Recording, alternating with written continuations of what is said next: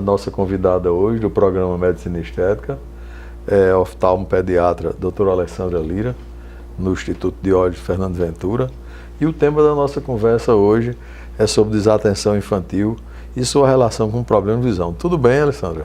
Boa noite, doutor Leão. Quero agradecer o convite, é um prazer estar aqui conversando com o senhor sobre esse tema. Em que idade a criança passa a ter uma visão completamente desenvolvida, Alessandra? Bem, a criança atinge o seu desenvolvimento máximo de visão em torno dos 7 anos de idade.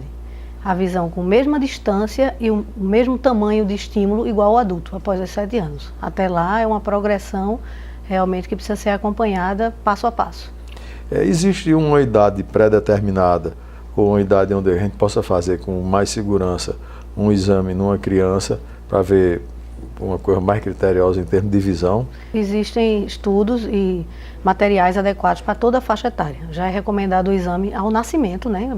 Em pleno nascimento já é recomendado o teste do olhinho, que compreende não só o reflexo vermelho, feito na maternidade, com oftalmoscópio, que não deixa de ter sua importância fundamental, mas também deve ser feito com o oftalmologista o mais breve possível, porque a gente sabe que existem muitos problemas visuais detectados cedo, que se tratado até os 2 meses de vida, garante a plena recuperação. E quanto mais tarde, vai ficando cada vez mais difícil. E recomenda-se que até os 2 anos de idade seja feito um acompanhamento de 6 em 6 meses, exatamente para flagrar essa evolução. E após os 2 anos de idade passa a ser anual. Então existem estímulos e instrumentos detectados para cada faixa etária. Para o bebê existem estímulos somente listrados, de preto e branco, luzes que se acompanham a esse desenvolvimento. Após os 3 anos, que a criança geralmente já entra na escola, 3, 4 anos, aí identifica formas, aí passa a mostrar os estímulos de longe com pequenas formas. E aí evolui para números e até letras com a distância determinada para o adulto. Quais são os sinais que os pais deveriam ficar assim, atentos e que pode indicar um problema de visão numa criança?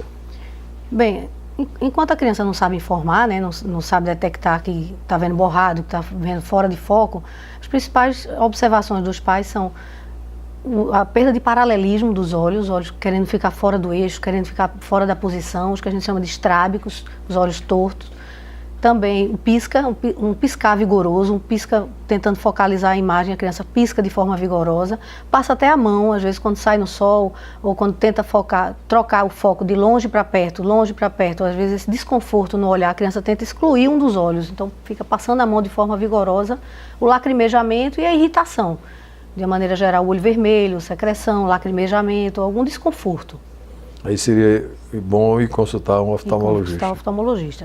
Assim também como aproximar, né? Aproximação da televisão, aproximação dos estímulos, da atividade escolar, cada vez mais querendo chegar junto daquele estímulo. Muitas vezes é por conta de atenção mesmo, a criança às vezes quer prestar atenção, cada vez mais hoje essa geração tem atenção com um determinado personagem, um determinado jogo, então é comum que eles se aproximem sem problema, mas a gente não tem como saber, não sabe referir. Então a aproximação da televisão, a aproximação das atividades escolares, junto com um piscar vigoroso e também qualquer desconforto relacionado aos olhos, é importante procurar um oftalmologista. Pode ser um déficit visual, porque a gente sabe que 60% dos casos de baixo rendimento escolar e até baixo aproveitamento, evasão escolar, podem ser responsabilizados por problemas visuais.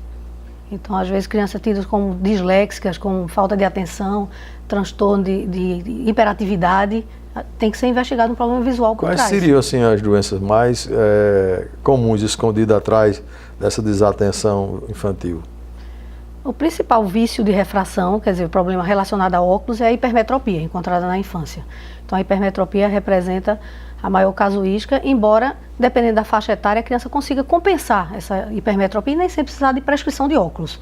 Mas, dependendo da faixa etária, se faz um cálculo até quando essa hipermetropia pode ser confirmada, pode ser compensada e quando vai precisar do óculos para fazer aquele foco adequado.